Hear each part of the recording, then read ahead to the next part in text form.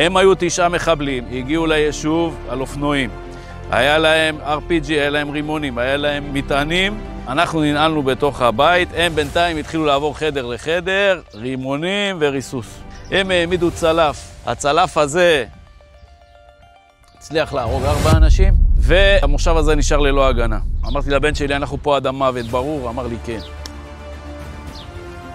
הבנתי שאנחנו לא נשרוד את זה כמשפחה, והם רוצים אותנו בשבי. אמרתי, הבן שלי יהיה עסוק בקרב עם אלה שיפרצו, ואני אבצע את מצדה. פתאום אני שומע את הערבים צועקים אללהו אכבר, הורידו את כל הציוד שלהם.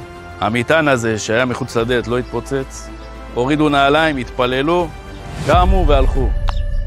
המצב הזה גורם טלטלה לנפש. ולכל היהודים בעולם אני רוצה להגיד, הדבר הכי חשוב בתקופה הזאת זה להיות מאוחדים.